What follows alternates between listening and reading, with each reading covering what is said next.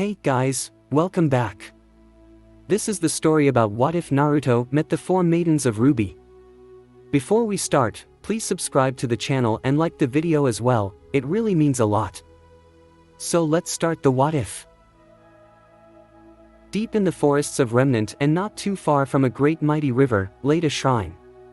It had been built using the sturdiest of wood that stood the test of time, and the pavements that led to its doors had been well paved and unaffected by Remnant's sometimes unrelenting weather. It was a rather impressive shrine. Its architecture reflected an age long gone in Remnant, and surrounding it had been 4 large metallic obelisks that towered just about any trees around it. The shrine was likely built during a time long lost in humanity's history, when human nations had been forged under the name of the elements. It was an almost archaic design, of an old forgotten age. Truly, it had been a mystery as to how long this shrine had existed, and an even bigger mystery as to how it remained standing and unyielding, seemingly unaffected by nature itself. Despite its majesty, the shrine had been devoid of visitors, likely due to its remoteness from civilization and the growing threat of Grimm that had been centerpiece to the collapse and destruction of the old nations. It had been a desolate shrine, merely a remnant of a once greater age that had decayed into nothingness. The shrine, however, was not abandoned. Within its walls lingered a man, the same person whom built the shrine ages past. Some would have called him a monk, a sage, an immortal, others might call him a hermit, and it did not matter. For most parts, the ancient soul had isolated himself from the distractions of the world, preferring a solitary existence without visitors. Had he been honest, isolation was the motivation for him to build the shrine so far from civilization and so deep into the forests. Some might wonder why he had done so, and if he were asked that question, his simple answer would have been that interacting with others would have been a waste of his time, and would ultimately be pointless. The world may as well be dead in his eyes, and he would rather it be the case. If one were to ask further, he would have said, humanity is the problem. Truly, had he any visitors, his grim words and misanthropic demeanor would likely have chased the visitors out quickly without any effort on his part. Indeed, he had been idealistic once, a long time ago, but there was a reason why he lost it now. Much like there is a reason why the moon was now shattered. Winter. The morning cold had been unyielding, and the once green fields surrounding the shrine is covered in snow. It had been this morning where the shoji, one, to the side shrine had opened, and the sole occupant and owner of the shrine could be seen through the open door. The occupant, the hermit, appeared younger than his suggested or speculated age. The man had been tall but not overly so, and his posture surely lacked the hunch that was prevalent to individuals whom have reached an advanced age. His face even more unrepresentative of his age, as he might have looked young, perhaps his mid-20s, adorning it had been faded scars had one focused hard enough. The only indicator of his supposed age had been his near white hair, though there seemed to be faint hints of yellow in its hue. He wore a long white cloak that was left unzipped, where underneath plain black monk robes were worn. Around his neck was a necklace with 9 red tomo crystals, and in his right hand was a shikujo, a monk's staff. Strangely, however, the man's eyes remained closed or squinted, leaving them not visible to others. Despite that, he did not seem to have trouble seeing. Truly, he had the appearance of a world-weary and wizened man, a person whom has seen much in his indescribably long life. "Damn it, this cold is pissing me off," he mumbled. Perhaps not as wizened as to have transcended his temper. There was a reason from him to have opened the shrine door and expose himself to the uncaring cold, and that was to clear the snow that had completely covered the pavements surrounding his shrine. Even though visitors were 1 in a million, the old man certainly did not fancy his shrine looking messy. He breathed in and remained still for but a moment, and not long after faint gust of wind blew. Miraculously, the snow-covered pavement was slowly but surely being cleared, and it only took a mere few minutes for the shrine's compound to be safe to walk. Not that he had any motivation to walk around the shrine compound. The sage breathed a sigh of relief as it marked the end of his menial, but overvalued task. He would have proceeded to close the shrine doors and enjoy the heat of his home had his eyes not caught a figure that was sitting beneath one of his ancient trees. His gaze fell upon a young maiden, adorned in blue attire with hair that seemed whiter than his and skin that seemed as pale as her hair. He looked on for about a minute or so, and her form remained unmoving. She just sat there, in absolute tranquility. Under his tree. In the blistering cold. Cold that gave even him discomfort. Though, that's not saying much to be honest. Oi, Gaki. What the hell are you doing sitting there in the cold like that? You know what, even better question, who are you and why are you here, in my shrine? I don't think I'm expecting or looking forward to having visitors for the past couple of years. Oh, the sage had been irritable. His countless years of quality solitude lifestyle had been utterly destroyed by the presence of this stranger of a young girl. At that rather eloquent outburst, the girl slowly opened her eyes and turned her attention to the sage in the shrine. Her expression remained unchanged, her face serene, calm and surprisingly absent of annoyance at being yelled at. She met the sage's questions with a polite answer. My name is Fuyu, sir. I am on a journey and decided to stop here. I am waiting for my sisters to meet me here.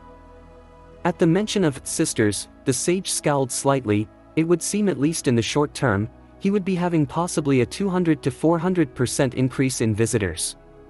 It had been troublesome, and he was not exactly keen about the prospect. When are your sisters meeting you exactly? Tonight?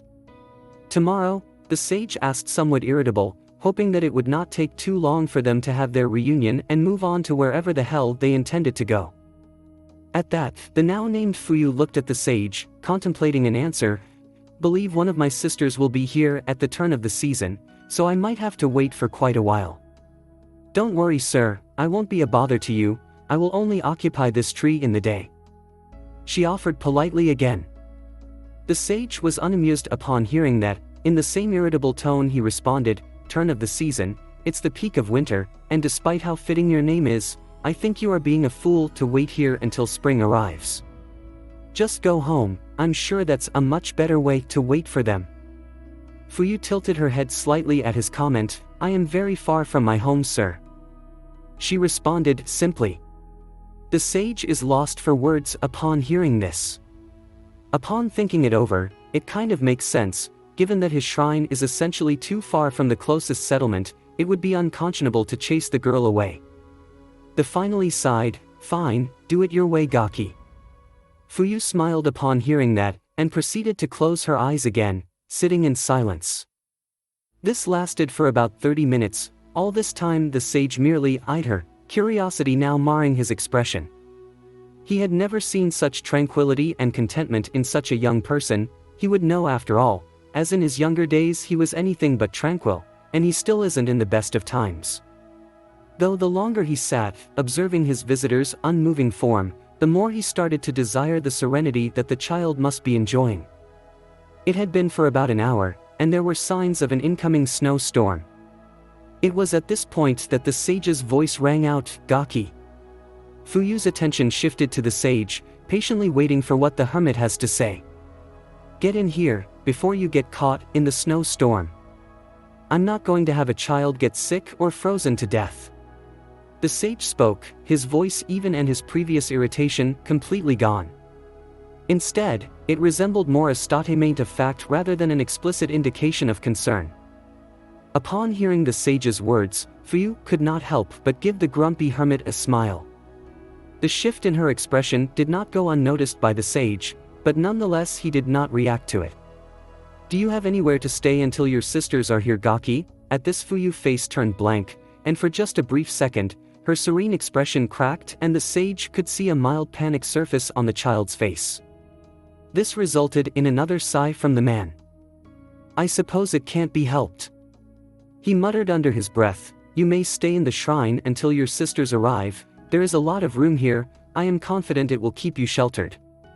Fuyu's expression of panic disappeared as quickly as it appeared, and replacing it was one of mild embarrassment. The sage motioned for her to enter the shrine through the open door. Fuyu obediently stood up and approached the shrine. Thank you very much for your hospitality, sir, I really appreciate it. Fuyu spoke, gratitude evident in her calm and quiet voice. Yeah, take it as a lesson and just don't be such a dolt in the future. I honestly hope your sisters have planned ahead better. The sage replied nonchalantly. It did not take long for Fuyu to reach the side entrance of the shrine where the sage was waiting. and it was then she managed to get a closer look at the man and noticed his eyes were either closed or squinted. Her eyes lingered on his cheeks, where the faint whisker-like scars were apparent. "It is impolite to stare at a person's face for too long, girl," the sage chastised her. Fuyu realized what she had been doing, and a slight blush dusted her pale skin in embarrassment before she apologized in her usual demure way. For the first time in a rather long time, the sage did not entirely loathe the presence of a visitor. Spring. The season had passed rather quickly, and this had given the sage some time to contemplate on the month or so he had spent with his rather unusual tenant. To his surprise, Fuyu had been surprisingly good company. He had half expected the novelty of company to tire him out, yet none of it happened. Most of the time she sat under the same tree with her eyes closed, almost as if she was meditating. Then again, that might explain how she was the embodiment of patience that he had come to associate her with. Once again ironic that he was much less patient than a child in her teens, and he was a sage. With the arrival of spring, the sage expected that Fuyu's sister would arrive to meet her. True enough, he was about to have another peculiar visitor to his shrine. It had been like any other day. The sage would open the side doors of his shrine to let some spring air in. He expected to see the winter brat Fuyu sitting alone under his tree like she always does. In fact, she still did so, except for a rather noticeable difference. There was another girl in front of Fuyu, and she seemed to be talking animatedly to the one under the tree. The new visitor could not be any more different than his other guest, mainly due to her long green-colored hair tied up into a ponytail. In fact, almost everything save for her skin were an almost plant-like green, much like the color prevalent during this season. The sage noted that his second visitor was cheerful and spry, and in her arms she held a basket filled to the brim with flowers and fruits. So engrossed in her conversation with his other guest that she seemed to have not noticed his presence. "Hey, the gaki in green, are you that sister that the winter girl mentioned?" The sage announced his presence with rhetorical question, since it had been apparent due to the familiarity that they both girls shared when they were conversing. Unlike the few months back when he first met Fuyu, less irritation was present in his voice. Replacing the irritation had been one of nonchalance, mixed in with mild curiosity. The cheerful child's attention shifted to him as she gave him a lively smile to accompany her response. "Yup. Pleased to meet ya, my name is Haru. Thanks for taking care of my sister here," she spoke, wrapped her arm around her sister's shoulder before her expression formed a pout. "Though, why did you call me a brat anyway? You don't seem fat old mister." The sage's brow raised at that observation. "Looks can always be deceiving, gaki," was his response. With that, he changed the topic to the issue that has been the forefront of his mind. "I suppose you and your sister can get moving then. You still have quite a few hours until nightfall." There was a slight pause before both visitors shook their head in negative to that suggestion. "Mister, we are still waiting for two more of our sisters," girl now named Haru replied. The sage was irked upon hearing that, though it was somewhat expected. "When are they arriving exactly?" The sage asked the same question he did for Fuyu back in winter. "She will be here at the turn of the season, mister," Haru chirped. The sage could not say he didn't expect that to be the case. He seemed to be spotting a pattern to this. His annoyance once again resurfaced, however. "Why are you kids so far apart anyway that it takes months for each of you to reach here?" the sage responded, somewhat in disbelief. There was a slight pause. Haru spoke up too. Her smile was present, but it was slightly more pensive. "We were kinda separated since the grim invasion of our home many years back. Each of us ended up at different ends of Remnant, living in the fringes of the various new kingdoms." The sage noticed Fuyu had adopted an equally pensive expression as Haru gave him their answer. "Though at different parts of the world, we managed to keep in contact through letters." Haru's expression brightened. "One of our sisters, Natsu, decided that we could reunite after so many years and travel together," she spoke enthusiastically. Fuyu, who was next to Haru, gave her sister a smile and nodded as well. The sage contemplated on what was said by the girl. Soon a frown appeared on his face. "So you have been separated many years, and this is the first time you are all reuniting?" he asked, gaining a nod from both of them. He sighed and massaged his temple. "Fine, I suppose it is unconscionable to chase the both of you off my shrine, and it seems you have no trouble finding this place after all, do what you will." The spring-themed girl cheered upon hearing that, and her winter-themed sister smiled at her outburst. As Haru was about to divert her attention back to one of her long-lost sisters, the sage asked a final question. "I suppose you planned ahead as to where you shall be lodging, child?" Just like the case with Fuyu, Haru instantly paused upon hearing that question. Though unlike Fuyu, she had once again directed her attention to the sage and did something that had given him old memories. Scratching the back of her head, with a sheepish look, her response had been simple. "Nope. I figured as much. Well, your sister has stayed in this shrine for about a month now, if you wish you may do the same." The sage replied, unsurprised at the revelation.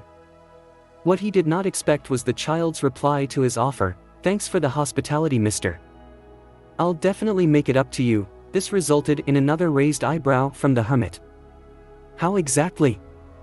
All he got in return was a bright grin from the spring-themed girl. "Oh, you'll see. Summer." Over the past month, the sage did see what that child named Haru had done in return for his hospitality. If he had to comment on that, he might just say that whoever their parents were, named them well so far. To say that the green-haired brat had a green thumb would be a gross understatement. Like her sister, she had spent most of her time outside, and upon his observation, she seemed to spend most of her time in the fields of grass surrounding the shrine. He might just say she was using seeds, which she had in abundance, and planting them without his permission, but then again not like it mattered too much as long as it did not involve defacing his shrine. Over the past weeks, he had noticed that the once plain grass fields surrounding the shrine seemed to be less plain. In fact, he had noticed quite a few trees sprout up in the span of over a month, and seemed to grow at an alarming rate. In fact, some seemed to have grown so fast that they started bearing fruits. He had to do a double take on this when he had caught eye of Haru quite enthusiastically plucking peaches from a tree that he was definitely sure was a mere seed in the ground about a month back since witnessing it. He was further surprised when most if not all the harvested fruit that the girl had acquired were often given to him, and she seemed mighty proud whenever he accepted it. It had made him contemplate. In fact, much of the behavior of those two sisters gave him a lot to contemplate on. Such as, of all the places they chose to meet, why here, in the middle of nowhere? Why were they taking his less than friendly behavior in strides when almost any other visitors that he had met in the past were either annoyed to hell or too intimidated by him to linger on? It had also given him time to contemplate how damn hot the summer weather was this time of year. It was truly reason enough for him to lurk in the confines of his shrine, with a nice cup of tea. He would have offered those two kids tea as per courtesy sake, but alas, Fuyu said she preferred sitting under that tree, and Haru seemed to rotate between tending to the miraculously sprouting trees and talking to her sister. All in all, they seemed to prefer the outdoors. Well, it was their choice. He just prefers the comfort of being indoors, with his tea and his nap when the mood strikes him. In fact, he might just have one right now, if it were not for the sound of laughter that was coming from outside. The sage scowled again. Who was going to interrupt his lazy day? There it was again. This time he wanted to look for the source of that laughter. It was bothering him, maybe more than it should have. He sat up, and his vision focused on another brat who now stood beside the other two under his tree. She had long red, almost magenta-colored hair. Her eyes also possessed the same color, and she wore clothes that seemed awfully fitting for the peak of summer.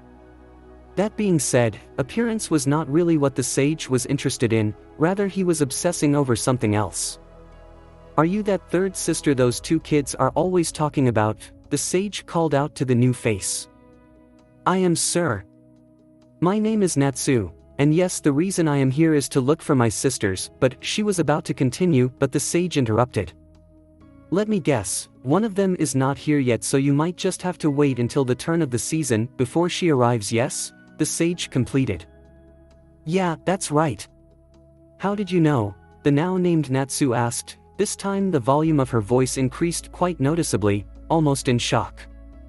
The sage could not help but deadpan over the child's seemingly dense reaction. Nevertheless, he entertained her. "You think I can't remember what the two brats beside you have said in the past?" I'm not senile yet, girl. The sage responded. To the girl's credit, she had the decency to blush upon realizing. Soon her look of embarrassment turned to one of confusion. Wait a minute, how are you getting senile? You don't even look old, she asked bluntly. That's what I said, but then he was all looks can be deceiving, Gaki. Haru decided to chip in, trying and failing to impersonate him when he said that a month back. Natsu did not seem to look convinced by his cryptic, or rather half-assed answer to what might have been a legitimate question. Nevertheless, to the sage's relief, it seemed Natsu decided to let that curiosity slip, at least for the moment. Do you have any plans on lodging, Natsu-san? The sage asked, half expecting the answer. Natsu's blank expression was all the answer he needed. Why did he even bother? Oi, you two, tell your sister what you both have been doing for the past half a year, it applies to her too. Fuyu and Haru nodded to his request and did so. The sage heard an "oh" from Natsu. It seemed he has got his message across. Now he can go take that nap he was so looking forward to. But the laughter he heard from earlier decided to rear its ugly head again, at least to him. It was time to end this. He looked back to where the three girls were, and indeed he identified the source of the laughter to be from his latest visitor. What annoyed him even more was that the summer brat was laughing at him. Oh, the nerve. Oi, new girl. What exactly do you find so exceedingly hilarious about me? He yelled out his question. Fortunately, or unfortunately for him, Natsu seemed unaffected by his growing irate voice. Nothing, sir, I just find it amusing how you just keep insisting on getting cooped up in your shrine. It just doesn't make sense to me. My sisters tell me that you hardly ever get out of that shrine of yours, the girl answered honestly. The sage's annoyance seemed to evaporate, as frowned at the response. What is your point, child? He asked much more calmly. Natsu tilted her head. Why choose to view the world through only a slightly open door, but not leave it, when you could view the world by stepping through it? She answered his question as if it was the most obvious thing in the world. The sage would have laughed at what she is implying and proceeded to sleep it off. It was a rather roundabout way to say, you should go out more, and truly had anyone said that to his face, he would just ignore it altogether. Yet why is he considering what this brat is saying? Perhaps it was the honesty that seeped into every word that came out of her mouth, something that was shared by her sisters so far. He just could not help but contemplate on what she said. True enough, it had been a hot day such as expected of the season, but he knew for a fact that the heat did not really have much of an effect on him. In fact, it seemed mellow to a normal person, let alone him. Why was he been so unwilling to leave the confines of his shrine? It took him about a minute to realize the answer. There was no reason for it. The sage sighed once more, before he stood up from his sitting position on the tatami of his shrine's living quarters, grabbed hold of his shikujo, and went towards the slightly ajar shoji. He fully opened it, and wore his sandals. He then stepped outside. The warmth of the sun did not annoy him as he had anticipated it would, much rather the opposite. The sage felt rather different, a sensation that had been quite foreign to him for no few years now. He felt better, almost as if the troubles and worries that he had bottled in were released. Bad memories from his past seemed to evaporate, even if for the time being. He breathed in deeply, allowing the fresh air to enter his lungs. He was still surprised how this seemed so foreign to him. He did not have time to contemplate much longer before he felt someone tapped him on the shoulder. He focused on the source, and saw the very person who miraculously convinced him to go out more, as he put it. Natsu had a smile as warm as the sun itself. As much as he might have wanted to berate her for mildly surprising him for the sudden body contact, it did not happen. He could feel no anger in front of that face. There you go. Now was it that hard? Natsu spoke out. The sage responded, the edge he usually had in his voice no longer present. No. I suppose it isn't. Natsu's already cheerful demeanor intensified upon hearing his response. She grabbed him by his free hand and led him towards the tree where her other sisters were watching them. Fuyu's serene smile remained firmly set on her face, whilst Haru seemed more excited than she usually was. It was almost as if it was the first time she would actually be interacting with him outside of his cold greetings. In a way, that was true. Upon reaching where the other two were, Haru almost immediately broke any silence that might have manifested. You know, I was always wondering, why do you keep holding on to that walking stick? You obviously have no trouble walking, and you don't even look that old to begin with. Haru-chan, it is impolite to ask such questions. Fuyu gently chastised her. Oh, sorry. It's fine, I have never spoken to any of you outside of formalities. I see no reason why I shouldn't answer your question. The sage responded, holding out the shakujo to the three young girls. This is a shakujo, a monk staff. Think of it as a symbol of my occupation as the owner of this shrine. Their gaze lingered on the staff. Perhaps to the girls, the staff seemed to be made of the darkest, blackest metal or wood they had seen, perhaps obsidian or ebony. It took them a while to break from their gaze on the hypnotic object. I think we are starting to be rude, guys. Natsu's voice broke the other of their stupor, and upon realizing they were gawking, they started apologizing to the sage. For once in a very long time, the sage did not mind it. It seemed like nothing could dampen his mood on what would have been a mundane day. He let a sliver of a smile reach his face. It had been a faint one, and he was sure those three would not have noticed it, except they did, and their face lit up at seeing their reluctant host smile.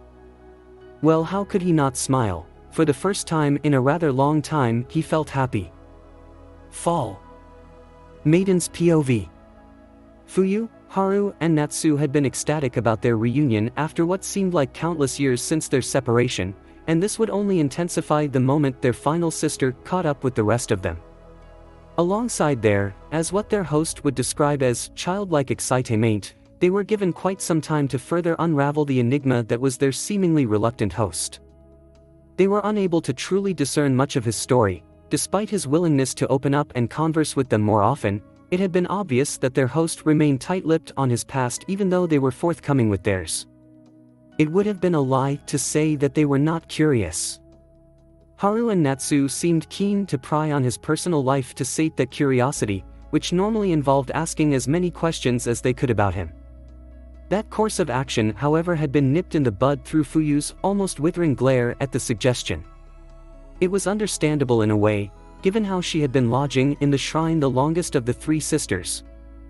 Fuyu appreciated why the sage wanted to keep his past behind closed doors. She had been the more observant of the three, and she knew how his face seemed to morph from pain to forlorn at any mention of whether he had friends, or why he was unkeen on entertaining visitors.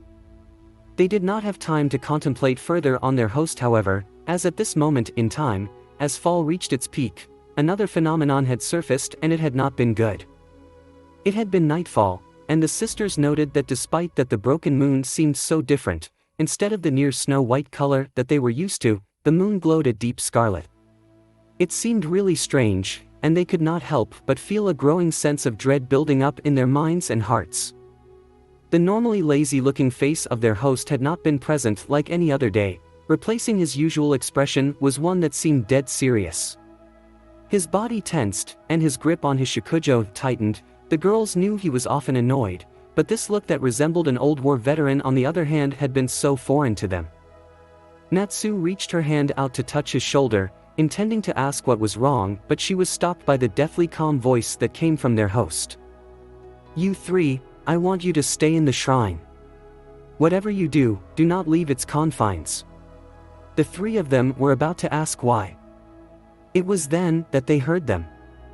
Howling and growling came from every direction. The noise of running could be heard from a distance. The sound of beasts and monsters, the sound that were etched in their memory when they were much younger. Grim. Fuyu whispered. Natsu and Haru tensed up at what their sister said, their fear elevated to new heights. Haru was on the verge of panic, whilst Natsu tried her hardest not to do the same. Their host, however, remained calm and unmoving for but a moment. Soon after, he stood up from his sitting position and approached the shoji leading outside. The girls were shocked at what he was about to do, and made their voices heard. Senin-san, what are you doing? Natsu shouted distress in her voice. To her, and the others, it seemed like the sage was about to head to his death if he went out. The sage looked back at them, they could see a faint purple glow seeping out from his squinted eyes. The sage's response to them had been simple and firm. "You will stay in the shrine, am I clear?" At that point in time, they could feel an almost imposing and commanding aura that radiated from their host. All they could do was nod obediently, but that did not stop them from worrying about what he would do. Seemingly satisfied by their acknowledgement, the sage opened the shoji and went out, closing it behind them.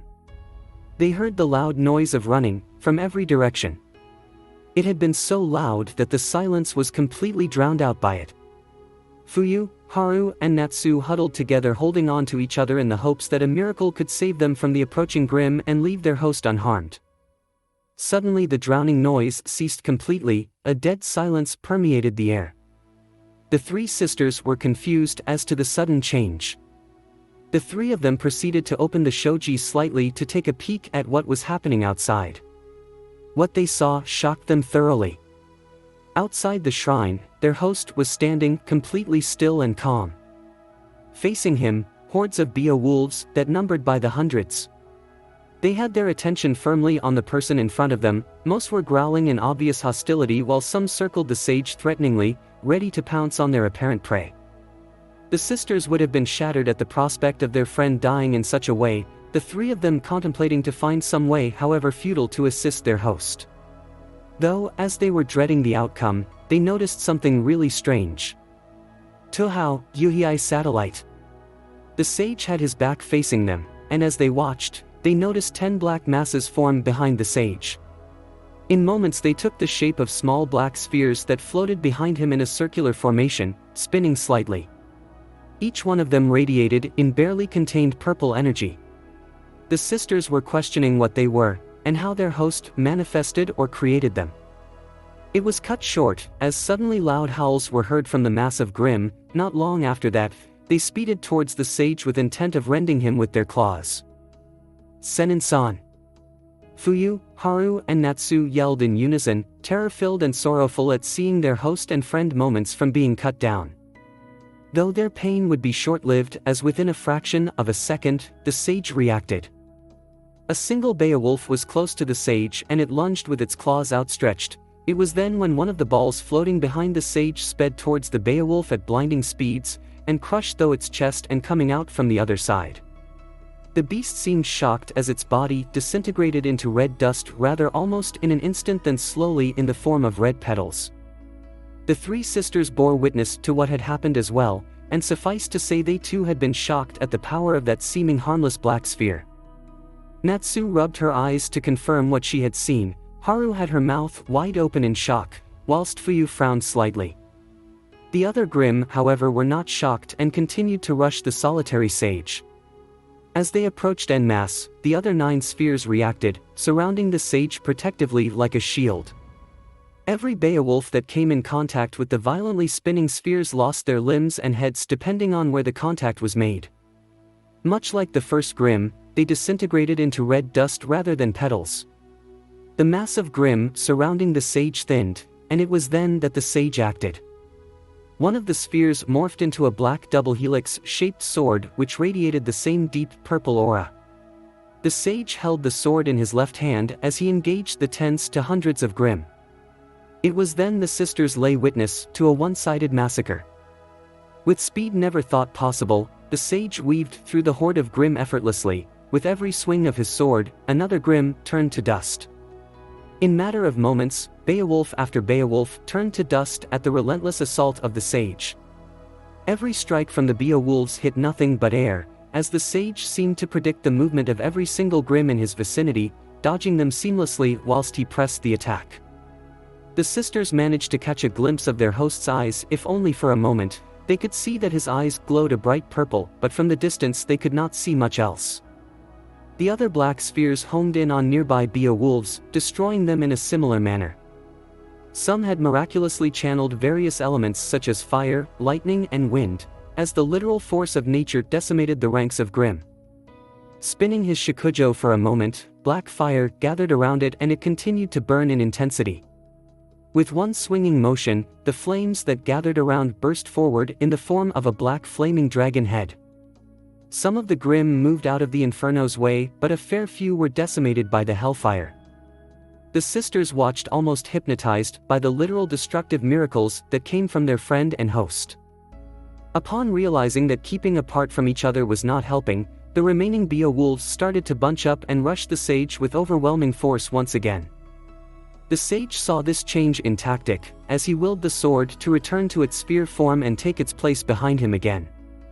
As the massive Grimm approached him once again, his now empty left hand was not raised, and his outstretched palm now faced the beasts. The sage breathed in calmly. Shinra. The beasts were now mere arm's length from him. Tensei. The space in front of the palm where the Grimm were dangerously close to the sage distorted for a fraction of a second. Not long after, an unrelenting force akin to gravity blew back the horde with such indescribable force that every single Grimm in front of him for a large radius were destroyed utterly, mostly bursting into red petals as their bodies were literally crushed. End song. Just like that, what had been hundreds of Grimm had been destroyed by a single person in a span of a few minutes. The three sisters had been shaken by the performance of their host, but they felt no fear. Their friend had saved them from a terrible fate, and for that they were grateful. Fuyu, Haru, and Natsu could not help but breathe a sigh of relief knowing the danger had come to pass. To their confusion, however, they saw the sage stiffen again before mumbling what sounded like, "Damn it." They then heard something else from the sage. Amenoda Jikara. The sage disappeared. Falls, maiden. She ran as fast as her legs could take her. The sound of Grimm was dangerously close, and to be honest she had no idea where she should run off to. Aki had been looking forward to finally reunite with her sisters, and she knew she was not long from arriving at their meeting place, the shrine deep in the forests. The red moon seemed like an ill omen, and true enough it appeared that the Grimm had become aggressive and decided to attack nearby settlements in hordes. She was unfortunately caught up in this ordeal. She was hoping that there was a remote chance she could outrun the Grimm that was closing up on her, but alas it was not meant to be. Pure brute force seemed to crush into her chest as she was forced back to a tree, the impact so strong that it had resulted in minor rib damage. Aki was in pain, but whether fortunate or not, she was still wide awake to witness what had attacked her. An Ursa Major. The beast had its full attention on her as it approached her almost slowly. Aki was in tears, she knew that she would face her death here. The Ursa Major growled, its bestial teeth clear for Aki to see. It seemed her fate would be sealed. Well, that was before a figure that was definitely human appeared in front of her, obstructing her view of the large Grimm. This quickly shocked and confused her. It had been impossible for a person to materialize out of thin air. She was half tempted to conclude that she was hallucinating, but the Ursa Major seemed to have reacted to the arrival of this individual. The beast seemed to growl even louder and crouches slightly, indicating willingness to strike the person down. Aki's apprehension returned, as she was now worried for the person who seemed to intend to protect her from the large Grimm. It was an Ursa Major, and she was completely unwilling to have someone die for her, even if she faced the very real outcome of being killed herself. She saw the palm of his left hand open, and very quickly a swirl of blue energy form in at the center of the palm. It started to take the form of a sphere, which grew until it was big enough to encompass his open palm. Aki noticed the Ursa backed away slightly at the sudden surge of energy, though very shortly after that its hostility returned. The beast raised its clawed hand at the individual in front of her, ready to cut him down. As its claws came down on him, his left palm, which contained the sphere, raised to meet the Ursa's claws. What Aki witnessed thereafter left her in awe. The sound of grinding could be heard as the Ursa's claws met the sphere, with said claws almost instantly disintegrating from the sheer power of the spiraling sphere, much like how a person's hand was quickly destroyed when met with a large drill. The Ursa roared in pain at the sudden loss of its left hand and jumped backwards a fair distance in the hopes of gaining some distance from the obvious hazard. The person in front of her seemed to not want any of that at the moment. Bansho Tenin. The words came from almost every direction, but it came loudest from the person in front of her.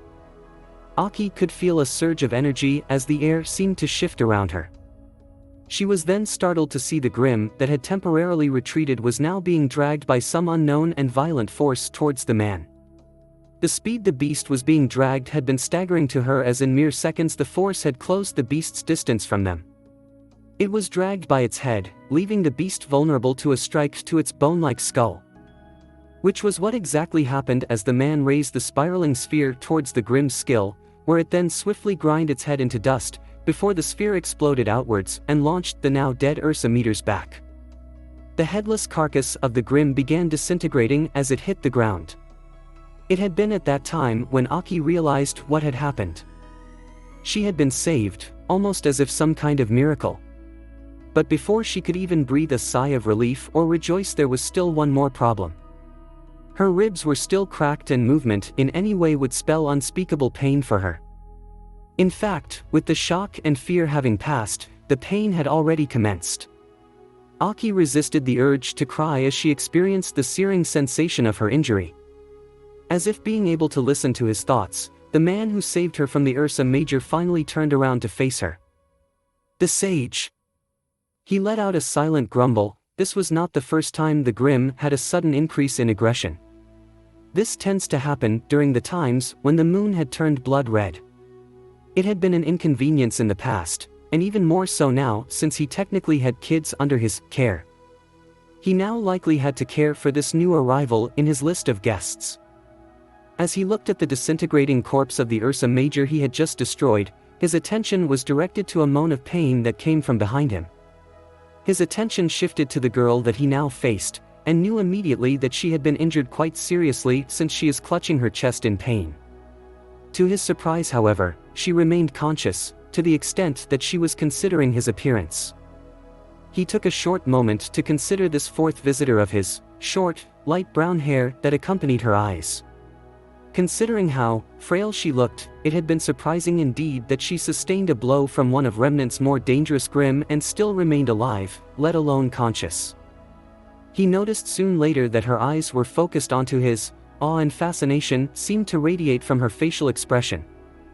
The sage would have wondered why, but he soon realized the reason for her reaction.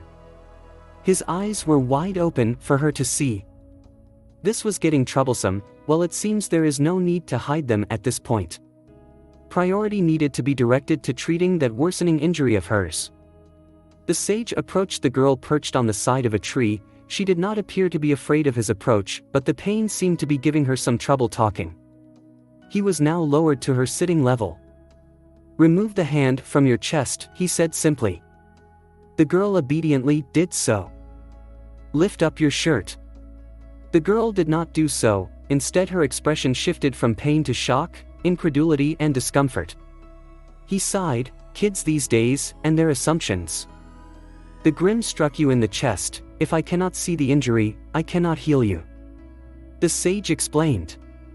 Upon hearing this, a flash of understanding reached the girl's face. She slowly lifted up her shirt, albeit hesitantly. Embarrassment now marred her face as she blushed lightly. The sage immediately focused on the wound, and not any other part of her modestly endowed chest. The bruise had been large, and swelling had started to take effect. Fractured ribs, as expected. It would be simple enough to heal, but that would mean physical contact was in order. Without giving her any more notice, he pressed his palm onto her chest where the bruise and fracture was. The girl yelped at the sudden contact in surprise and mild pain at irritating the bruise. It did not take long, however, for her to finally appreciate what the man had done. If the girl was blushing lightly before, she was now almost completely red in the face at the admittedly intimate contact. He had found that expression of hers to be endearing. The sage poured some of his energy into his palm, and a faint green glow radiated from it. He could feel the swelling of her bruise disappearing rapidly and the fractures of her ribs beginning to mend. He idly noted the girl's expression changed from embarrassed, shock, through to wonder and finally bliss as the healing aura mended all the damage she had sustained. It only took about a minute for the bruise and fracture to completely heal. The sage removed his palm from her chest and prompted her to lower her shirt, for which she gratefully complied. He then stood up. The sage now noticed the girl looking up at him expectantly. She smiled at him before she herself managed to gather the strength to get up. She seemed to open her mouth to speak, but the sage preempted her. You are on a journey, looking to reunite with your sisters for the first time in a long time, correct? He asked. The girl was visibly surprised. She closed her mouth and nodded. So, I suppose you are Aki? The girl was even more surprised now at what he said, but she once again nodded. She was however curious as to how he knew and was about to voice it out. You sisters have lodged in my shrine. They are a talkative bunch, at least the spring and summer child are. They have mentioned you off and on. I merely presumed that you were the Aki they were referring to. At the mention of her sisters, Aki perked up and finally voiced out a question. Are they fine? How are they? She asked, excitement faintly evident in her voice. The sage was about to rant about their annoying liveliness, if it were not for a faint tremor. Tremors, especially when Grimm were around, were hardly ever a good thing. From his heightened senses, it seemed very likely that the source of the tremor seemed to be in the general direction of where his shrine was. He needs to return to his shrine fast, or else those annoyingly lively maidens would not be so annoyingly lively any longer. How about you find out yourself? The sage responded, free arm not outstretched to the girl, motioning her to grab hold of it. He was prepared to either grab hold of her by force or said how this was not the time to ask why she should grab hold of his arm, but to his surprise there was none of that. She obediently did so. The puzzled sage looked at her for a second to see worry etched on the face again. However, he was more puzzled by how unusually trusting she was of him. Still, now was not the time to care. Amenoda Jikara. 6 paths. The sage was now back in his shrine, with Aki still firmly holding on to him as she felt somewhat sick upon having essentially teleported from one area to the next. It seems her discomfort had been cut short as she had recovered quite quickly, her expression replaced with one of renewed fear as she seemed to be staring at something in front of him. The sage looked towards the source of her distress. He had the urge to curse loudly at what he had seen. It seems when Grimm started raining, it pours. He was now facing a rather large Deathstalker, though that had not been the worst part of the whole debacle. Some of the trees and fields of his shrine's compound had been destroyed by its size. Hey, Senin-san is back.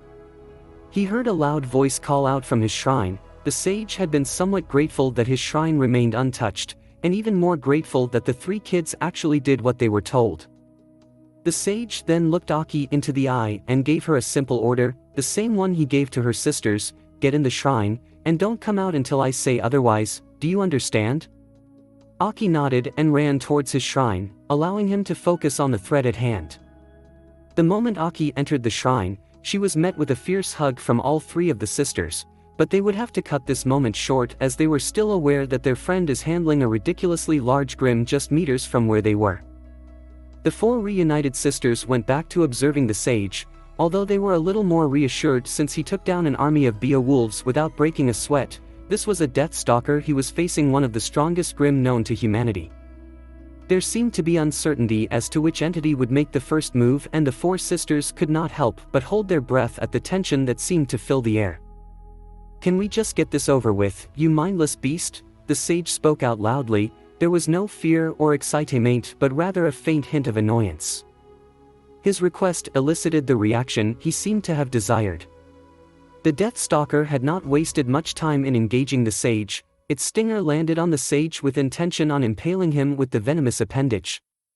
That, however, did not happen, as with a casual swipe of his shikujo, the Deathstalker's stinger was knocked aside with shocking force, so much that the scorpion-like Grimm staggered. The Deathstalker recovered quickly, however, and prepared its pincers and stinger for a relentless attack on the sage. Prepared being the key words, as the Deathstalker would be unable to carry on the assault. Before the enormous Grimm could make any further movement, a large number of golden chains made of pure energy emerged from the ground, piercing and wrapping the Grimm's pincers, legs as well as its body. The Deathstalker struggled under the strength of the chains, yet not matter what it had done, the constructs remained unmoving.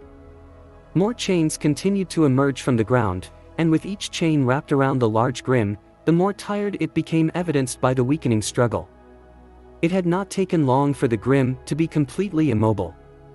The 4 sisters watched as purple energy seeped out of the sage's body, with the energy radiating from the chains intensifying as well. It was then they heard a whisper in the wind, of words they could not understand. Rikudo, Shojiodoran, 2.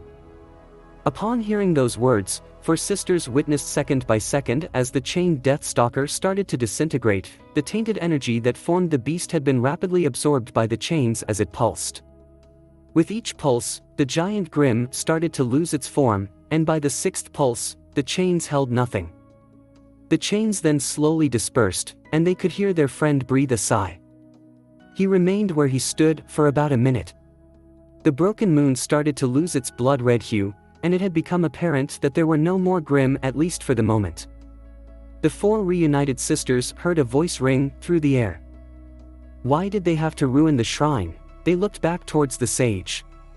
He was walking slowly back into the shrine, completely at ease, as if there had been no army of Grim nor a Deathstalker had appeared. For the first time in months, Fuyu, Haru, and Natsu could clearly see the eyes that their host and friend had kept hidden from them for so long. His eyes had no iris, and no sclera, rather his entire eye was a vivid purple that glowed brightly in the night. There were 3 concentric circles that formed a ripple over his pupil, with each circle containing 3 commas, making a total of 9 in each eye. 3 of the 4 sisters understood why he wanted to keep them hidden. They were bizarre, extraordinary, hypnotic. "What have I told you kids about gawking at someone?" the sage asked, amusement in his voice. The 4 sisters broke out of their stare, 3 of them blushing and muttering quiet apologies for their obvious rudeness. "What the heck are with those eyes though? They're freaky. What about all those cool awesome stuff you did with those Grim? You were like, troublesome. And then you were like slash. And slash. Then those Beowulfs were all." Haru fired away questions tactlessly, and would have persisted had she not received a smack on the head from Natsu. Despite Natsu's action, she was also curious as to how his eyes could be so unique from what could possibly be any human or faunus throughout Remnant. The sage chuckled tiredly from that question, almost as if expecting it sooner or later. "You could call it a manifestation of my aura, but more personalized." The girls mulled over what he said for a moment, before Aki finally responded, "So it's like a semblance?" The sage focused his unusual eyes at her, almost as if contemplating on what she had suggested. "What makes you say that?" he asked. Aki scratched the back of her head slightly, trying to explain why she said that. "Well, I suppose since you have described it as a manifestation of your aura, so it is your aura given an outward appearance or form. That's why I thought it sounded like a semblance." The sage hummed, appreciating what she had said. "It seems semblance is a very appropriate word to describe it then. I am impressed how you kids are even aware of what aura is, but I can't say I am exactly surprised." Just like that, a much more comfortable silence filled the air, as the sage and the 4 sisters sat in the living room of the shrine. The 4 of them were starting to feel the exhaustion from the night's events and what was essentially a Grim invasion. Aki herself survived a near-death experience only to have been saved by the man in front of her. The memory of that event alongside reuniting with her sisters whom were all safe brought a smile and a faint blush to her face. She wanted to express her thanks to the sage and her savior, but she saw the person in question with his eyes closed, not squinted. It was a shame. Perhaps she might have to let him know tomorrow. It would be rude to wake him up just for this. It seems Aki's 3 sisters seems to have noticed that strange look of longing that had been etched to her face, and suffice to say it had been the most tactless of the 3 who spoke her mind. "You know, I was wondering, how did the old man manage to find you?" Haru asked Aki softly. Aki was about to retell her experience, but it was then she realized something was off with Haru's question. "What do you mean, old man? He does not look old as far as I can see." Aki asked, her confusion apparent. She was mildly surprised when her 3 sisters proceeded to giggle softly at her question. "What's so funny? We asked the same thing when we first met him." Fuyu, Haru, and Natsu answered almost in unison. It seems answering in almost perfect sync led to a higher volume, as the sage proceeded to groan and wave his hands in a dismissive manner in his sleep, almost as if saying, "Shut up Gakis, I'm trying to sleep." The 4 maidens. The sun greeted him as his eyes opened after a rather peaceful sleep. and thankfully for him the sun had decided to be a little gentler with the morning glares. He noticed that there was no movement in the shrine as always, but rather movement out in the compound. The four sisters have yet to leave the shrine. He would have expected them to at least be gone by now given that it had been pretty late in the morning, arguably close to noon. The sage got up and reached for the shoji. True enough, there they were, working on the damage that the Grim last night had done to his shrine's compound. Hold up, he wasn't really. He was about to call out to them, but for a change, Aki managed to see him and responded faster than he could. "Oh, you're awake, Senin-san. I hope you slept well," Aki called out. This in turn shifted the other three girls' attention to him and they in turn gave their own morning greetings. The sage observed what they had been doing. They were making quite decent work on fixing the damage to the shrine compound. Thankfully, the damage mainly extended to the dirt ground and some pavements.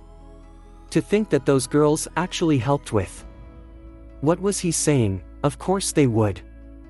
The sage scratched the back of his head, a habit that he had almost long forgotten. "You know, you do not need to help me with the shrine," he said, feeling a little bad that they had likely spent most of the morning fixing his shrine while he was off sleeping well past the crack of dawn. All four sisters tilted their heads in unison. The sage could not help but admit silently that their reaction had been adorable. Nevertheless, he should just explain to them exactly why that is the case. "Remember my semblance? I can mend all of this without issue. There is no need to waste your energy unnecessarily," he said. He indeed did not wish them to tire themselves out, especially if they were close to the end of their stay at his shrine. But what the girls did had puzzled him tremendously, as they shook their heads. "You know, no offense, but you really should exercise a little more, old man," Haru responded in her usual bubbly manner. The sage could not repress the twitch of his eye. This was going into troublesome territory again. "Haru's right, I mean, like you said, you are supposed to be an old geezer and all. I think doing work the harder way is good for those rickety bones of yours." Natsu decided to add her input into this. The sage started to frown in annoyance. He had a good mind to give these two brats a piece of his mind. And he would have, if it were not for the usually quiet Fuyu giving her opinion on the matter, but not after a stern look towards the spring and summer-themed girls. If there was ever something that we learned when we were kids, it was to never take the easy way out even when we are tempted by it, Senin-san. The annoyance was put on hold for the moment as the sage was curious as to where she was going with this. "This shrine, you told me months back that it is something that you treasure, did you not?" The sage replied with a yes. "Wouldn't you want to use both your hands to mend something that means so much to you? If it could be done with a mere flick of a hand, I don't see the reason why you would treasure it as much as you do." Fuyu continued, but he could see traces of hesitation in her voice, possibly from the absurdity of her suggestion. "So what are you trying to say, Fuyu-san? Anything in life worth having is worth working for, at least that's what I think." Fuyu responded. She seemed a little more confident with her words. Haru, Natsu, and Aki seemed to share her view, as they nodded at what she said. The sage idly realized that he had a greater habit of thinking with the presence of these girls. What had been years upon years of silence and an empty mind, had now been filled with questions and contemplations. Hard work, he remembered valuing that when he had been younger, and yet now it seemed those old motivations were a distant memory. He now found those morals troublesome, unnecessary. Yet, this girl with a mere handful of words made him question what he thought was fact. It made him reminisce back to a time when he once knew a friend whom he quite fittingly called a genius of hard work. He missed those times. Fuyu's statements were purely emotional rather than logical. It was easy to completely disregard what she had said. But here he was, deciding to do otherwise. These girls truly baffled him. The sage chuckled, and gave Fuyu a nod. "Fine then, we shall do it your way. A little exercise might do me some good after all." Just like that, he agreed to something that he deemed unnecessary. And he felt strangely contented. Children of prophecy. It had taken them almost the whole afternoon to clean up the courtyard and mend the damaged shrine. Dusk had settled and now the sage faced the now reunited sisters, and they appeared ready to finally depart the home of the hermit, someone they viewed as their first good friend. The sage intended to take this opportunity to speak his mind, a question that formed for quite some time now. And he would have if it were not for Aki who preempted him. "I had been wondering for a while, sir. I would like to know who you are," Aki asked. That was a question he had to think over for some time. He did not know what to truly say. He decided to merely give them a simple response. "What else is there to wonder? I am a sage, a hermit who lives in this old shrine, far from civilization." He paused for but a moment. "My story is not very interesting. I have nothing else to my name and no one else to care for, or to love. I am sure you could find more interesting characters where you are going." Hoping that Aki would be satisfied with the rather lackluster response, he was surprised to see a warm smile crept up to her face. "But Senin-san, do you not see? You have so much." This response threw him off a loop. She was right. Ever since this four had decided to visit his shrine, he felt like he gained so much more than he ever could. It was nothing material, nothing tangible in the strictest sense. The sage supposed that it was untrue for him to say that he had no one to care for, no one precious. That in itself trumped anything material. He lowered his head, trying to hold in some stray tears that had threatened to fall out. Yet despite his mild emotional state, he finally got his chance to ask these for the question that he had kept formed over these months. "Why me?" He tried to sound calm, yet he could feel his voice shaking very mildly. "Why did the four of you choose to open my eyes? To brave through this grumpy, cynical, loathsome hermit? Why am I so special?" Aki, Fuyu, Haru, and Natsu looked to one another again. They were perplexed at the sage's question. Aki, being the oldest, decided to finally answer on their behalf. "I beg your pardon, Senin-san, we did not do what we did because we thought you were special. We wanted to be here, to do what we have done, because we are able." It had been the sage's turn to look at them, hopeless confusion on his face. Aki continued, "Even when we were separated for so many years, we knew there were people who were always worse off than us. We were glad that even with the distance between each of us, we still had each other. There are many less fortunate than us. The four of us decided to reunite, so we could help others in need with whatever strength we have, as a family." This was truly the very first time the sage had felt truly shocked. It had truly been a very long time since he had met humans whom were truly thought for others, humans so kind and selfless. So long, in fact, he had thought to himself that those moments were almost impossible. Humanity was flawed, humanity is often beyond redemption. But these four. A bitter laugh came from him, tears that he had been holding back leaked slowly off his rippled eyes. He could not help but speak his cynical mind. "I honestly believe that you would be fighting an uphill battle there, Gaki. This remnant is huge and problems will always arise. Whether they are catastrophes, grim, or just the squabbles of humanity, you can never stop them all, or mend every single thing that is broken." He stopped being surprised over their unyielding smiles and confidence. Aki responded almost instantly, "I suppose we have much work to do then." And just for that moment, his cynicism evaporated. He could not help but place his trust in these four maidens. They were stubborn, their idealism indomitable. He truly prayed that they will have the strength and the will to work towards such goals. The sage's resolve strengthened. He knew that there was one more thing that he could do for them. "The things the four of you make me do," the sage murmured, much to the four sisters' confusion. "Creation of all things.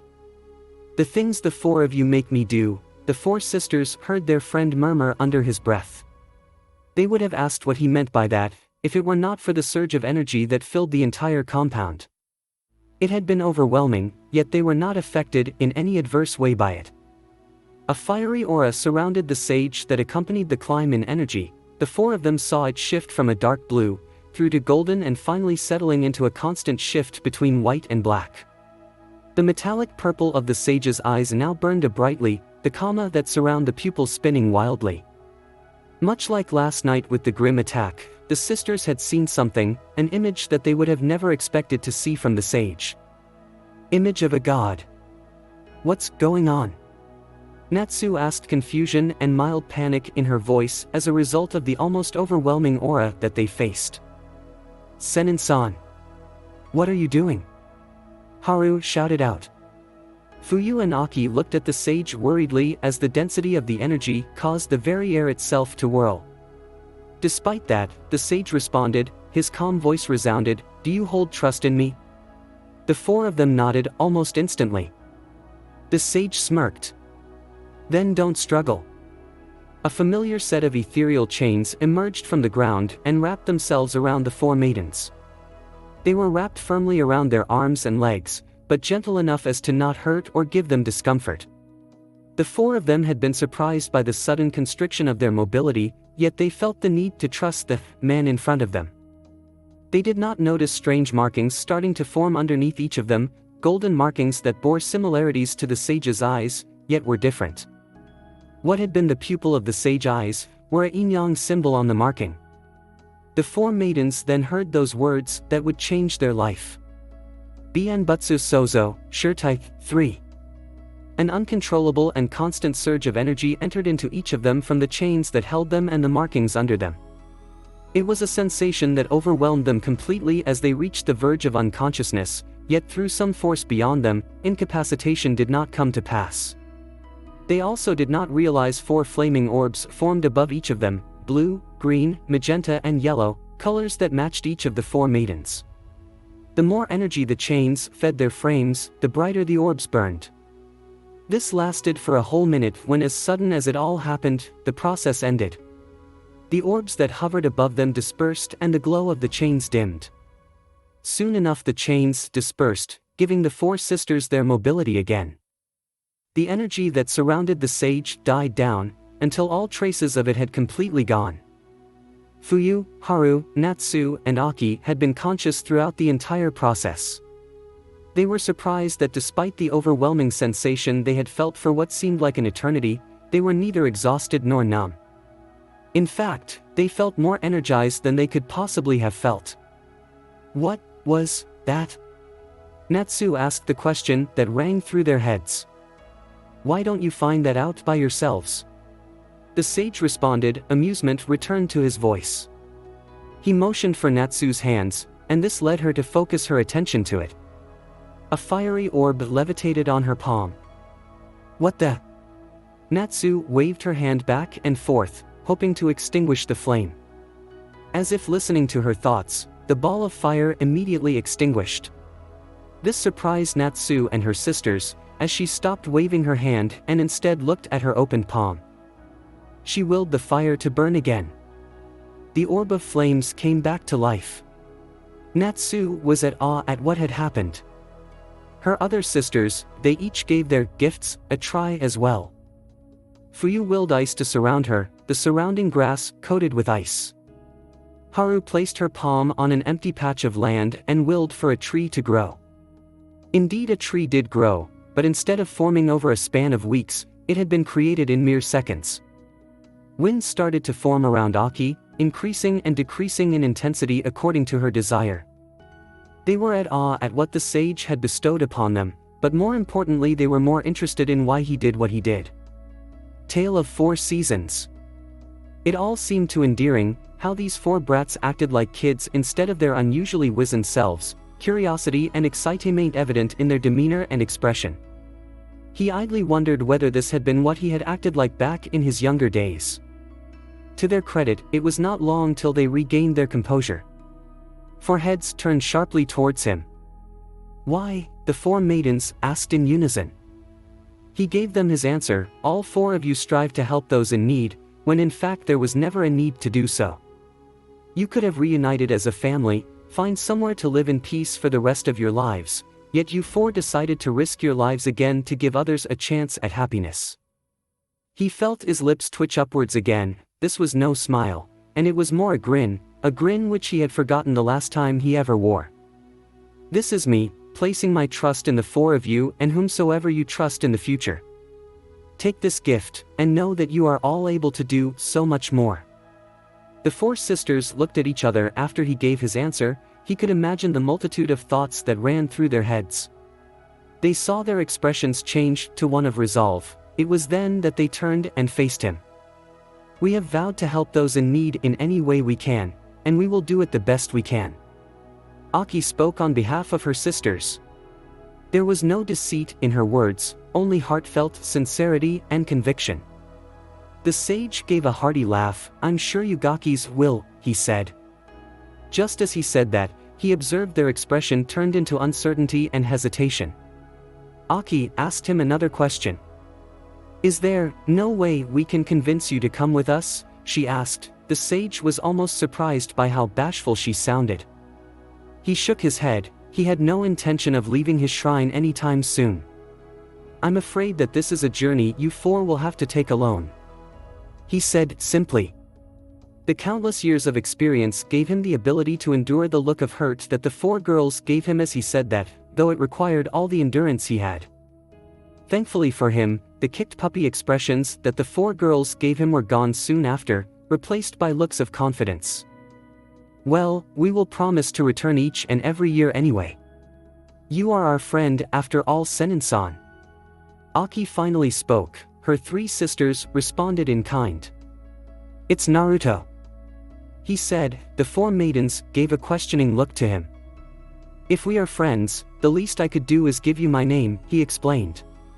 Looks of understanding could be seen as he had expected, but what happened next was something beyond his expectation.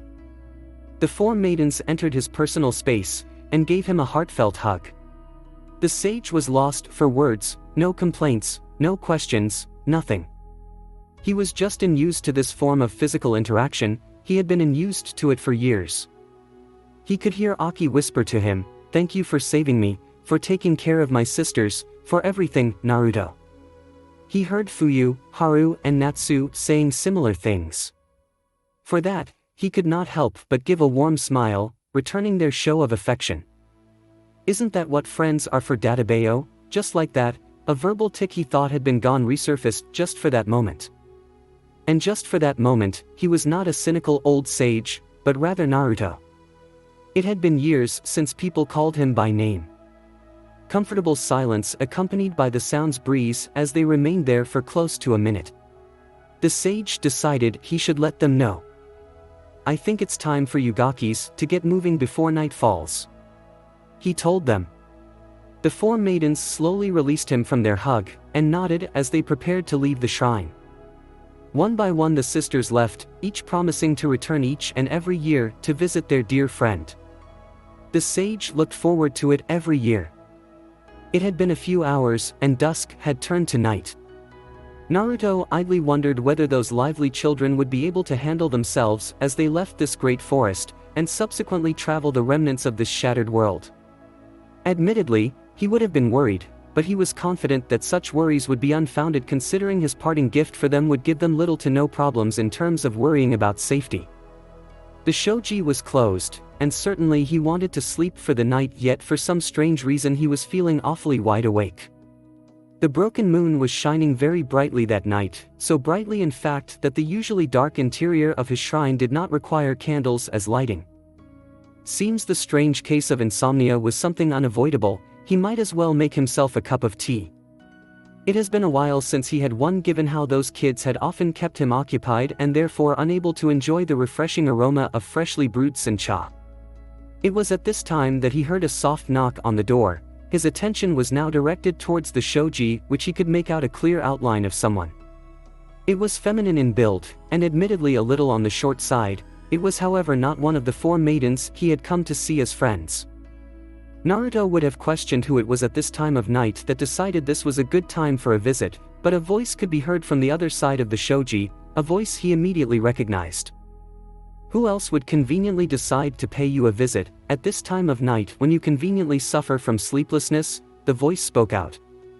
It had been a soft, borderline, sultry voice. Well, if you are so aware of who you are, I suppose you should be aware that you are indeed free to enter any time you want. You might even realize that I'm not big on formalities. The sage could hear the doors of his shoji promptly opened and gently closed as he started sipping on the tea he had just served himself. He had kept his eyes closed just so he could savor the flavor of the beverage that he had grown to enjoy. He could hear footsteps approaching the table he was at, and soon enough could hear the person sitting opposite of him. Without opening his eyes, he grabbed hold of an empty cup that laid face down on the table and poured some tea for his guest. He could hear his guest grab hold of the hot cup and take a small sip from it. During this time no words were traded, as the two individuals sat facing each other in silence. At least one was. Naruto soon decided he should just entertain this guest of his. After what seemed like a few minutes of silence, he opened his eyes to face his visitor. He had noticed that the night had been darker, possibly due to the clouds beginning to conceal the light of the broken moon. As such, all he could see of his late-night guest were her eyes. Her bright amber eyes had been unmistakable over the years. They had always gleamed in the dark of night, and they were no different now. Naruto idly noted that said eyes seemed to retain the same personality when he had last seen them. They were sharp eyes, cold, calculating, unfeeling, yet he did notice that said eyes softened noticeably the moment he had diverted his attention to its owner. The sage decided to break the silence. "How many years has it been since you were here?" he asked his guest, taking another sip of his tea. She made a humming sound, seemingly contemplating a correct response to his question. "You know how long it has been, but just to humor you, I believe it has been close to 50 years." Her response was promptly cut short by Naruto. "Please stop referring to me by that name.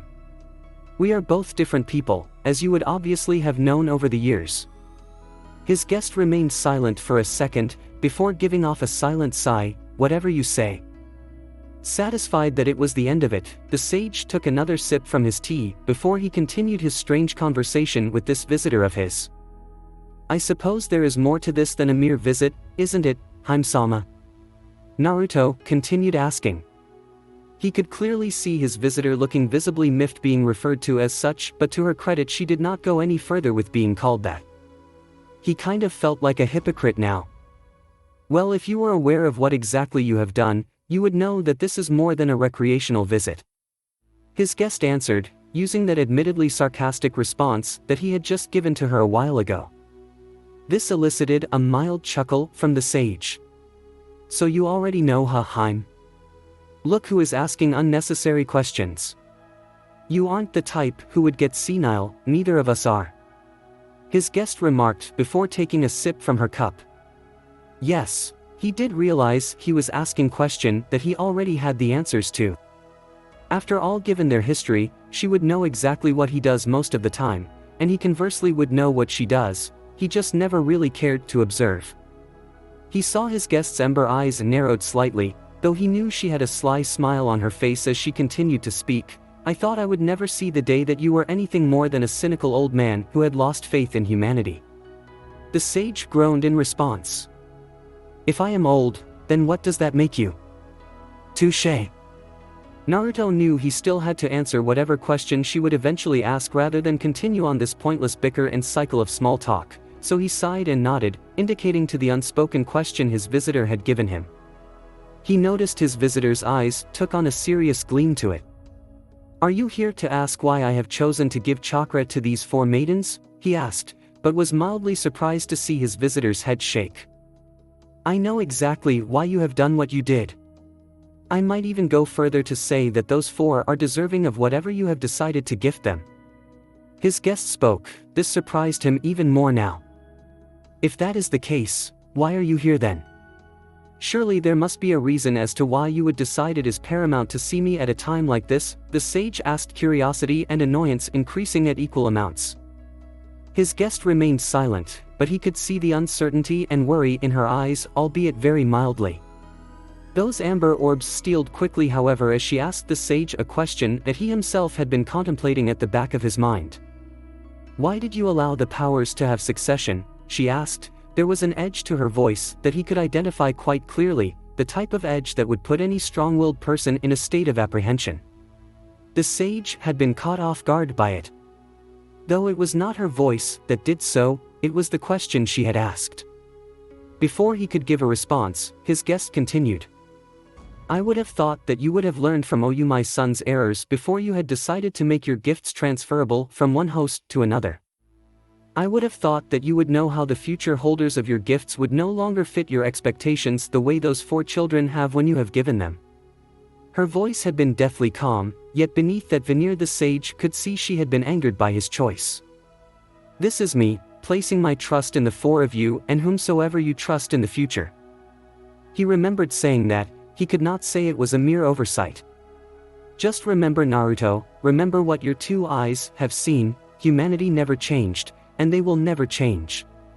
Those 4 are anomalies, and it is because they were anomalies that I find no reason to question why you have chosen them to bear a fraction of your power."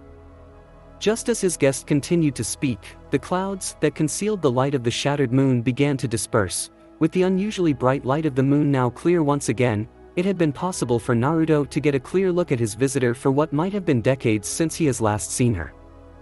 To say that this acquaintance of the sage had been attractive would have been a gross understatement. Her long ashen black hair, pale white skin alongside her heart-shaped face, down to her crimson-colored dress would have been stunning to any man whom would have gazed upon her. The bright amber eyes and her cold and uncaring demeanor would have added to the strange, otherworldly, and almost grim allure that many a person would have agreed on. Though right now, it seems that the woman's expression was not one of uncaring apathy, but rather the opposite. Naruto could see that she had been angered, or perhaps frustrated. Considering how much he knew of her, it would have been easy to deduce that much. Though deduction would be unnecessary, as his guest would very quickly explain to him why exactly she looked as irate as she did. Make no mistake, history will repeat itself when mankind is involved, and that little decision of yours will cause more harm than good in the future. Power is a temptation to humans, and absolutely power corrupts absolutely, so why did you act like a fool? Naruto would have commented on how with each passing word, his acquaintance had moved progressively closer to him and how by the end of that small rant she was basically face to face with him. Yet he did not find that situation worth commenting, because he knew it was what she had said that held merit. Power corrupts absolutely, it is capable of turning honest ideals into perversions of itself, may not be now, may not be for a long time, but he knew it was only a matter of time. Why did he do it? Why did he allow his chakra to have succession? His rational mind had berated him countless of times. He would even say that he had made a significant mistake in allowing such power to linger on from one host to another. Did he have second thoughts? No. He knew exactly why he did what he did. This was not mistake. But it was a gamble, a losing bet, that much he had to admit. He could see that his acquaintance still had her face dangerously close to him, her expression seemingly demanding some form of explanation from him. It kind of surprised him by how patient she was to gain an explanation out of him, whether weaker or stronger. She was never one who fancied being kept waiting. The years may have forced me to learn many things, but those 4 maidens have further opened my eyes that perhaps this existence we linger in need not always be so bleak and hopeless. As much as I know how much disappointment I might resort myself to, I would like to hold on to some shred hope, which is why I placed them into the 4 of them, rather than an entire people. I am still Naruto Uzumaki, and I doubt I will never stop being Naruto Uzumaki, the sage answered. He knew his response had been subjective. It had been ironic as he could remember loathing such subjectivity, and here he was using emotion to fuel his reasoning. The woman did not move away from him, rather she continued to eye him with a calculative gleam in her amber orbs. It took a full minute for her to finally return to her position opposite of him. He could hear her chuckle. It was not a mocking chuckle from his past experiences with her, rather it sounded resigned. I guess I shouldn't be surprised. You never did change, even if you claim you did, knuckle-headed till the end, even if it makes you look like a fool in the end. To think people regard you as the sage of 6 paths, she remarked, much to his chagrin. His expression softened further. She said something that he would never have expected to come from her mouth. But I am glad. I am glad that you never changed, Mikado. 1. Naruto would have commented or protested to being called that name, but considering the rare and genuine smile on his visitor's face, he supposed it would be rude to take it from her. Just like that, the shrine had been silent again, though there was no tension, just like his time with the 4 maidens. I suppose it is time for me to take my leave. His guest finally broke the silence. So what will you do now? What will you do now that I have given you my answer? The sage asked his visitor. She shrugged. I suppose, nothing. Nothing? Truly? He asked, eyebrows rose. Even if I have decided to do anything, I know you would be able to stop me and subdue me without issue. But like I said, those four are anomalies. I know they are as stubborn as you to the extent that they will act on their goal for the rest of their lives. Although I am worried about your foresight, I will let you indulge in your idealism, at least until I know that the future hosts are less than ideal. Her eyes narrowed and her smile was now gone, replacing it was the face he had come to recognize naturally from her. Cold apathy and ruthlessness had been her visage as she gave him an ultimatum of sorts. Make no mistake, however, when history begins to repeat itself and these successors prove to be incompetent in keeping humanity from turning this entire world into cinder, which I am sure is only a matter of time, I will claim those powers back on your behalf, and you will know that I have every right to do so, just as you and I already know that Grimm were never truly the enemy they needed to worry about. Naruto laughed humorlessly at what she said. Just when I thought you have changed over the ages, yet here you are the same as ever, Kagaya. The now named Kagaya merely gave him a confident smirk. But I have changed, and I dare say you are the one who takes credit for it. If I haven't, I would have gone for your precious maidens, and you would be holding me down and trying to find a place to seal me up again, which I doubt up there would be a viable choice anymore. I'd like to say it might have something to do with other influences, but, a fair point I suppose. Her smirk grew as she now proceeded to open the shoji doors. Do get some sleep, will you? Kagaya remarked. I will once you leave. Naruto answered. Kagaya looked towards him one last time before she left the shrine, a smile etched on her face.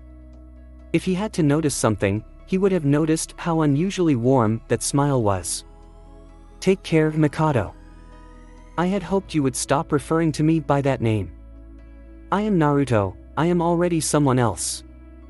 Well, if you stop referring to me as Kagaya, I might actually think about it. What would you rather I call you then? My name is Chujo, too, now. Like you, I am already someone else, much like how you are someone else. Now get some sleep. He could have sworn he saw her face turn slightly sorrowful as the shoji closed behind him. The one whom was once known as the rabbit goddess finally left. Though Naruto knows very well that he would see her again. Like she said, it was just a question of time. Chujo, he supposed it is only right for him to refer to Kagaya by her new name. He gulped down the tea that was rapidly cooling under the cold of the autumn night. Suppose he would need to get some sleep now. All that is left are remnants. Yuhei satellite. The moon was full, it was unbroken, its magnificence and beauty lighted the night sky. No one would appreciate its beauty. For the lands under the moon were far from unscathed, rather the opposite rang true.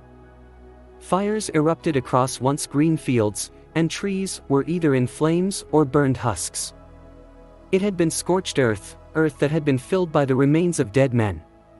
Blood seeped into the scorched earth, and the stench of death filled the air. There were still countless of men, all armed with knives, swords, and other terrible weapons, most of them bloodied as they fought without mind for themselves or others. They were fighting each other, killing each other. They were nothing more than vicious beasts, that even beasts themselves would have trouble matching. Blood-curdling screams rang out, roars of bloodlust filled the air as the sound of death overwhelmed the ears of those present. There was so much hate in the land. It was during this unholy bloodletting that their vision focused on the moon once again. The pale white moon seemed to change, gone was its pale beauty, replacing it with the scarlet color of blood. The sky was colored red by the intensity of the changing color of the moon. The lands below were bathed in the scarlet hue that even blood was indistinguishable from the charred earth. It was then the moon changed again, markings started to bleed into the scarlet sphere, ripples with tomos surrounding it became increasingly vivid with each passing second. The murderers that flooded the earth looked on, hypnotized by the vision of the moon. Though as fast as the moon changed its appearance, it reverted to its pale white form once again. Though that only lasted for mere seconds before a resounding bang could be heard across the lands, this loud resounding crack that was akin to thunder came from the sky above. Battles and wars across the lands had ceased, as all the men who were slaughtering themselves a second ago froze and focused their views on the moon. What were once frenzied, fearless faces soon changed to visage of worry and horror. They realized their moon started to shatter. From the shattered remains of the moon, pure black masses could be seen hurtling towards them. They numbered the hundreds, through to the thousands. The masses of intangible blackness collided with the earth, spreading darkness across the land. To the minds of some of the warriors there, they felt a grim familiarity with the emotions that came from the darkness. The same feelings of hate, bloodlust, rage and frenzy. The same feelings they had felt as they slaughtered each other. Masses started forming around the mass of humans, taking corporeal forms akin to the beasts and monsters that they had ironically mimicked unconsciously. Bone-white masks adorned the faces of these tainted beings. Their eyes burned a pure crimson. Roars and howls rang across the elemental nations as the roars of men now devolved into screams of horror. Mankind knew what had happened that day, but in time their knowledge would be lost in time as humanity would be driven back to the brink of extinction. But it was at that very moment where they knew so clearly. Humanity was cursed, and they brought this curse upon themselves. Thanks for watching. I hope you enjoyed. If you enjoyed this what if, please subscribe to the channel and like the video as well. It really means a lot. Peace.